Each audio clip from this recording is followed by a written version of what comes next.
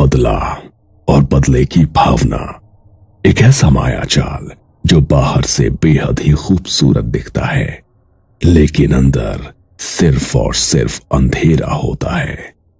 धीरे धीरे नफरत इंसान की सोच को खा जाती है, उसकी आंखों से सच छीन लेती है और दिल में जहर भर देती है।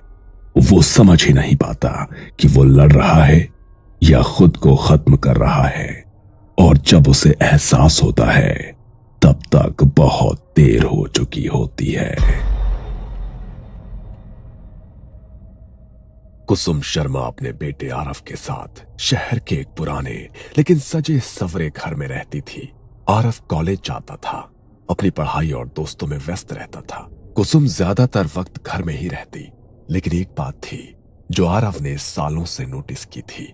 हर रात लगभग एक ही वक्त पर कुसुम चुपचाप घर से निकल जाती थी।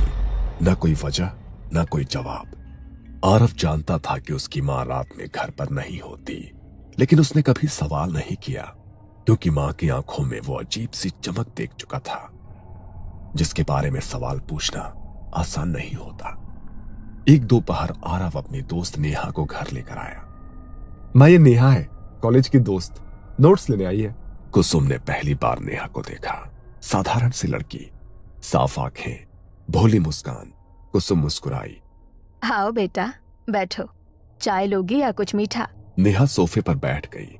कुसुम सामने बैठी और बातों बातों में पूछने लगी। तुम्हारा पूरा नाम क्या बताया तुमने? नेहा सिन्हा आंटी। सिन्हा? अच्छा, तुम्हारे पापा क्या करते हैं?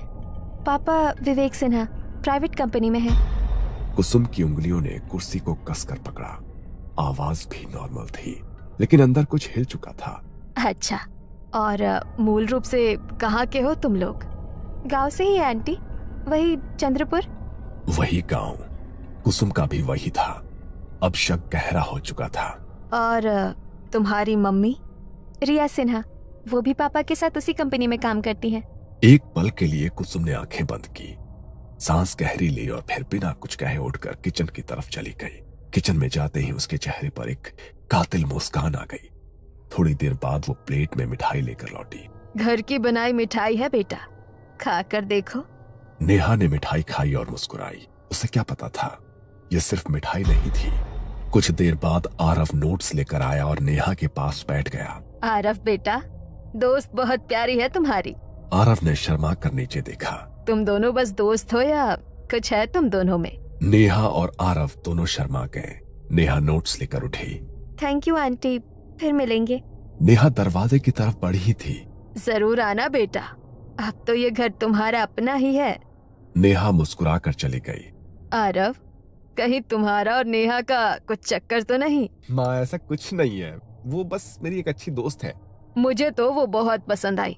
ऐसी लड़की बहू बने तो घर भर जाए। आरव बिना कुछ बोले शर्मा कर अपने कमरे में चला गया। उसे नहीं पता था, उसकी मां ने उसी पल एक फैसला कर लिया था। उस दिन के बाद नेहा का आरव के घर आना जाना बढ़ गया। कभी नोट्स के बहाने, कभी प्रोजेक्ट्स के लिए, और कई बार बिना वजह के बस कुसुम से मिलने के लिए। कुसुम हर बार उसे बड़े अपनेपन से मिलती, उसके लिए खुद मिठाइयां बनाती और जाते वक्त जरूर कुछ न कुछ पैक करके देती। अपनी माँ को भी खिलाना बेटा, खास तुम्हारे लिए बनाई है। नेहा हर बार सिर हिलाकर हामी भर देती। वो मिठाई घर ले जाती और रिया को अपने हाथों से खिलाती। धीरे धीरे आरव और नेहा एक दूसरे के और करीब आने लगे। कॉलेज के बाद लंबी बातें, भविष्य के सपने, और कुछ ही महीनों में वो प्यार में पड़ गए। कॉलेज खत्म होते ही कुछ महीनों बाद एक शाम आरव नेहा को लेकर घर आया। माँ, मैं नेहा से शादी करना चाहता हूँ। कुसुम ने उसकी तरफ देखा, चेहरे पर खुशी दिखाई, लेकिन आंखों में कोई और ही चमक थी। उसी दौरान नेहा ने धीमी आवाज में एक और बात कही। आंटी, मेरी मम्मी की तबीयत ठीक नहीं रहती, खाना पचता नहीं, बहुत कमजोर हो गई है। डॉक्टर भी कुछ साफ नहीं बता पा रहे हैं।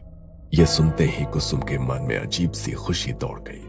वो जानती थी कि जो मिठाइयां रिया तक पहुंच रही थी, अब उनका असर दिखने लगा था। इसके बाद सब कुछ धीरे धीरे बदलने लगा। रिया की हालत दिन प्रतिदिन बिगड़ती चली गई।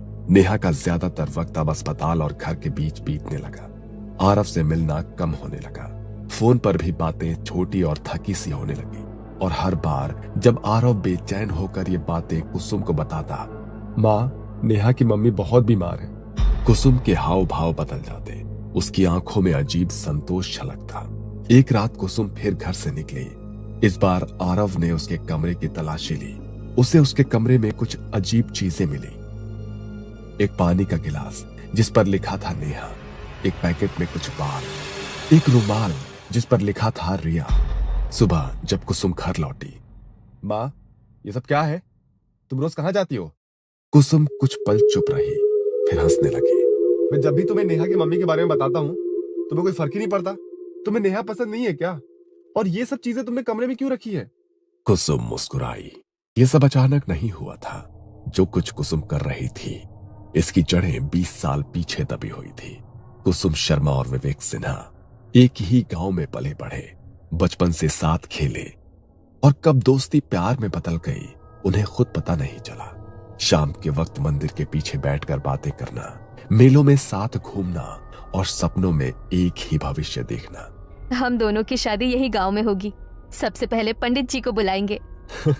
और मैं शहर में नौकरी करके तुम्हें अपने साथ ले जाऊंगा। उस वक्त विवेक की बातों में भरोसा था और कुसुम के दिल में पूरा जीवन। कॉलेज खत्म हुआ, विवेक शहर चला गया नौकरी के लिए, और वहीं से सब बदलने लगा।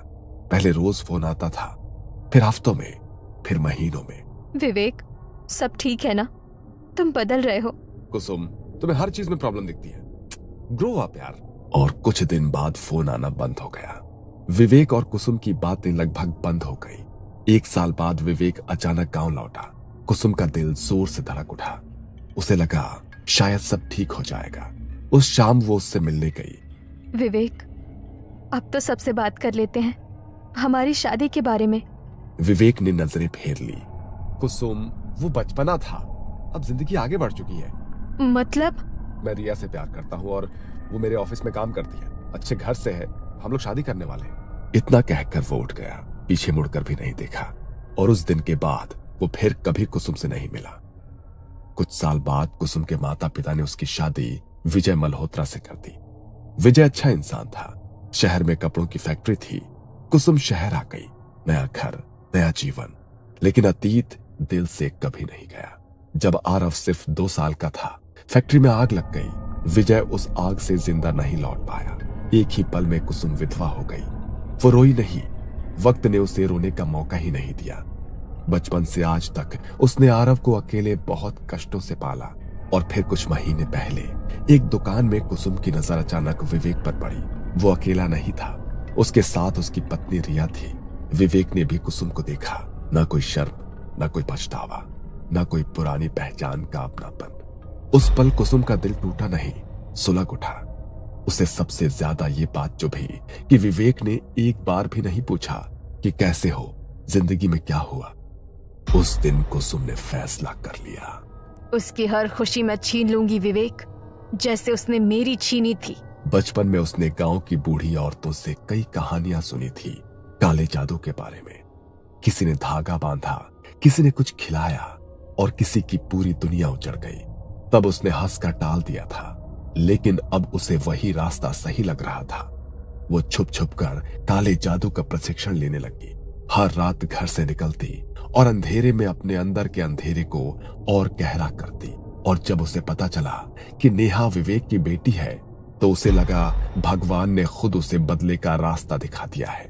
मिठाइयाँ, बाल, नाम लिखा गिलास, रुमाल, ये सब इत्तेफाक नहीं था, ये सब मैंने ही किया है।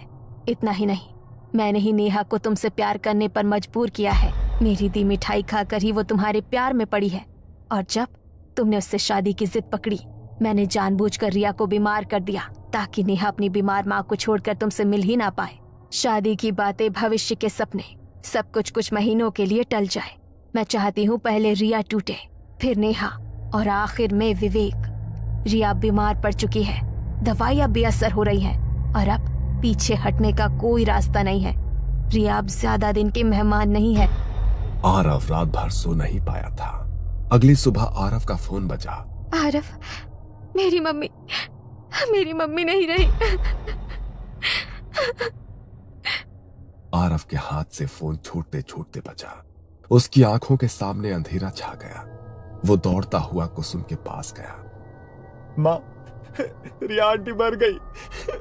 अब तो बस कर दो। अब तो तुम्हारा बदला पूरा हो गया ना। कुसुम की आंखों में एक अजीब सी ठंडक थी। नहीं आरव, अब नेहा की बारी है। यह सुनते ही आरव फूट फूट कर रो पड़ा।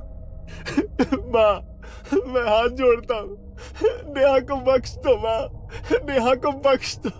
मैं किसी से कुछ नहीं कहूंगा। रिया आंटी को मारकर तुमने विवेक को तोड़ दिया है। प्लीज अब रुक जाओ। बस अब रुक जाओ माँ। लेकिन कुसुम के चेहरे पर जरा भी पिघलन नहीं थी। नेहा को भूल जा। मैं उससे अच्छी और सुंदर लड़की तेरे प्यार में फंसा सकती हूँ, अपने वश में करके। नहीं माँ, मैं नेहा से प्यार करता हूँ, प्लीज।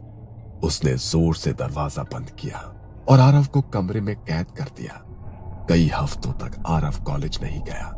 नेहा को चिंता होने लगी। एक शाम वो खुद आरव को ढूंढती हुई उसके घर पहुंच गई और कुसुम इसी पल का इंतजार कर रही थी। कुसुम ने दरवाजा खोला। आओ बेटा, अंदर आओ, तुम बहुत थकी हुई लग रही हो। नेहा अंदर आई। उसकी आंखें सूजी हुई थी। रिया कैसी थी आखिरी दिनों में? नेहा की आंखों से आंसू बहने लगे। पहले उन्हें उल्टियां होने लगी, फिर कुछ भी खाती तो सब बाहर निकल जाता, कभी कभी खून भी निकलता। कुसुम ध्यान से सुन रही थी, हर शब्द जैसे उसके दिल को ठंडा कर रहा था। पापा ने हर बड़े डॉक्टर को दिखाया, पर किसी की दवा काम नहीं आई। आखिरी दिन मम्मी ने जोर से चीख मारी और बस वो शांत हो गई। उस पल कुसुम के चेहरे पर सुकून उतर आया। कुछ देर बाद, खाना खा लो बेटा, मैं भी तुम्हारी माँ हूँ। नेहा मना नहीं कर पाई। ये वही खाना था जिसमें तंत्र मंत्र से तैयार आखिरी जहर मिलाया गया था। खाना खाते ही नेहा की आंखें भारी हो गई। वो बिना आरव से मिले घर लौट गई। अगली सुबह कुसुम ने आरव का कमरा खोला। कल नेहा आई थी, बहुत बातें हुई हमारी और वो खाना खाकर चली गई। आरव को अजीब सा डर लगा। उसने नेहा को फोन किया। फोन विवेक ने उठाया। नेहा बहुत बीमार हो गई है, ठीक वैसी ही हालत है जैसी उसकी माँ की थी। आरव दौड़कर नेहा के घर पहुंचा। नेहा बिस्तर पर पड़ी थी, कमजोर, डर से कांपती हुई। आरव, मैं मरना नहीं चाहती। मेरी मम्मी भी ऐसे ही तड़पी थी, मुझे बचा लो। आरव कुछ नहीं कर पाया। वो घर लौटा और माँ के पैरों में गिर पड़ा। माँ, बस करो, मैं तुमसे भीख मांग रहा हूँ माँ, प्लीज। लेकिन कुसुम नहीं मानी। कुछ ही दिनों में नेहा की भी मौत हो गई। जब यह खबर आई, कुसुम के चेहरे पर एक भयानक मुस्कान थी, लेकिन आरव ये सब सह नहीं पाया। जब कुसुम कमरे में पहुंची, आरव पंखे से लटका था। उस पल उसके हाथ कांप गए। विवेक की जिंदगी तो उसने बर्बाद कर दी थी, लेकिन अब उसकी अपनी दुनिया भी खत्म हो चुकी थी। उसे उस बाबा की याद आई। काला जादू बर्बादी की राह है, ये किसी को नहीं बख्शता। और आज कुसुम के पास कुछ भी नहीं था। अगले कुछ दिनों में उसका दिमागी संतुलन पूरी तरह से टूट गया। वो कभी रसोई में बैठकर मिठाइयां बनाती रहती और कहती, रिया, खा लो। नेहा, ये आखिरी है।